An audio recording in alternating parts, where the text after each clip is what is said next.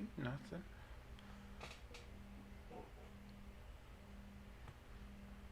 I don't see nothing. Check 1 2. Hope y'all can hear me out there. Hope y'all can hear me out there. Hope y'all can hear me out there. What's going on? What's going on? What's going on? What's going on?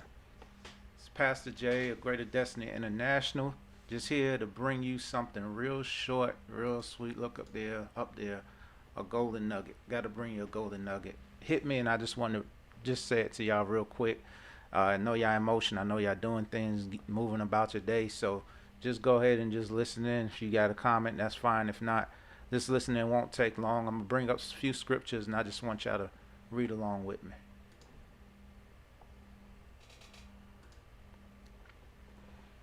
Now again, the anger of the Lord burned against Israel, and it incited David against them to say, "Go, number Israel and Judah." Let's go to the next verse.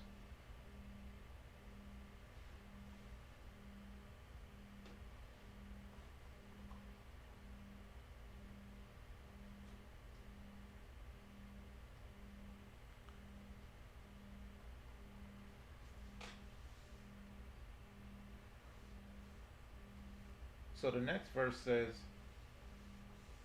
that the king said to Joab, the commander of the army who was with him, "Go about now to all the tribes of Israel, from Dan to Beersheba, and register the people, that I may know the number of the people." Now this is David sending his king out to go ahead and number the people. Now let's go to verse 10 of that same book. Now we're in 2 Samuel 24. We're going to verse 10. Verse 10 says, "Now David's heart troubled him after he had numbered the people. So David said to the Lord, I have sinned greatly in what I have done. But now, O Lord, please take away the iniquity of your servant, for I have acted foolish, very foolish, very foolish." So let's think about this real quick, and I'm gonna break it down, give y'all a quick insight. What I want to actually say to y'all and just give y'all a simple understanding is, and my golden nugget is, you own it as big as your God. And the reason why I said that is, a lot of people want to figure out and want to understand, why did God get mad at David for numbering the people? Well, the biggest thing is, it was never the people who God was counting on, and it never was the number and the big number. It always had to be with God being on your side.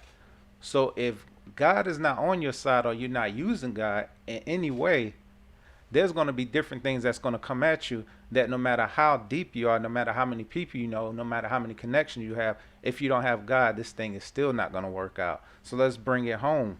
There's things happen to you right now, and you figure you got people that you want to count on, or people that you're trying to say, well, if I got this person, that person's going to work. But if God is not in it, it doesn't make sense. It's not going to work regardless. So David had this thing that he felt, okay, since I had so many people, and my camp and my army is so deep, I'm going to be able to handle whatever the ites bring at me, whatever the Philistines bring at me, whatever the Moabites, Edomites, whoever bring what to me, I'm going to be able to take care of them, because my biggest issue is now that I'm outnumbering them. So if I'm outnumbering them, I'm going to take care of them.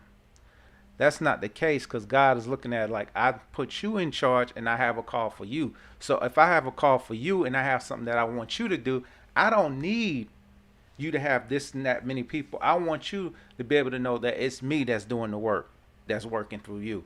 If it's not me doing the work through you and you putting it in yourself, that lets me know right now you don't need me. And if you don't need me, I'm going to step back. And then when I step back as being God stepping back in a situation, everything that happens from this point forward, you put that on yourself. That's not being in God's will. That's being in God's permissive will. I'm going to let you do it to see the outcome. And when you see the outcome, now you see, okay, I should have put God first in this situation. So this golden nugget, and I'm going to bring up the scripture so y'all can see the scripture at all times. And we're coming out of 2 Samuel. It's just to let you know and let you see that why you out about in your day, why you moving, why you doing what you got to do. Please put God first. Please use God in everything that you do. please make sure that you have God when you move.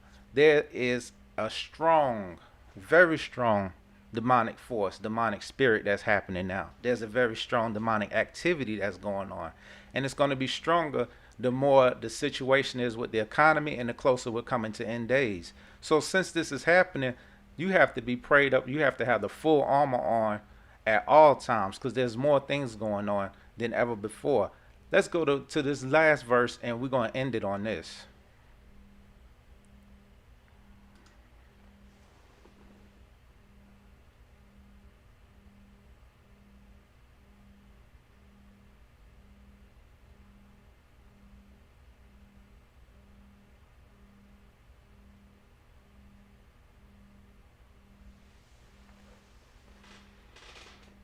We're coming out of Deuteronomy 30, coming out of Deuteronomy 32 and 30.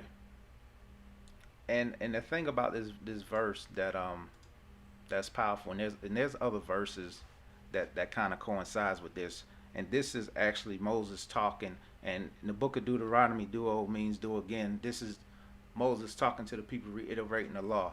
But he says, how can one chase 1,000 and two put 10,000 to flight unless their rock had sold them and the Lord had given them up? So it's showing how much power you have, but it doesn't matter if you're not putting the Lord first.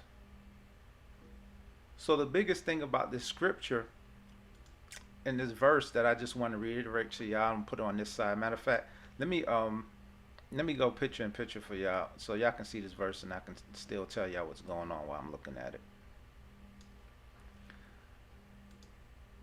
The ending and the biggest thing.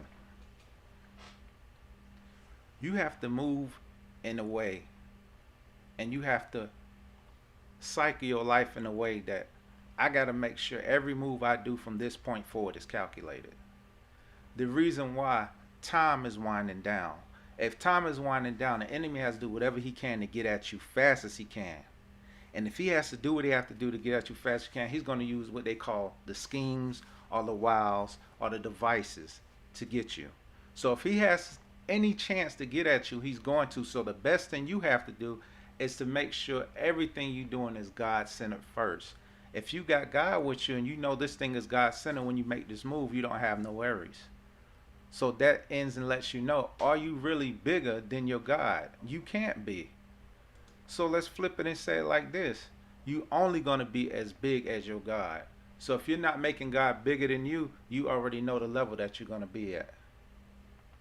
To God be the glory. This is Pastor Jay of Greater Destiny International, just giving you a golden nugget, signing out. Y'all be easy.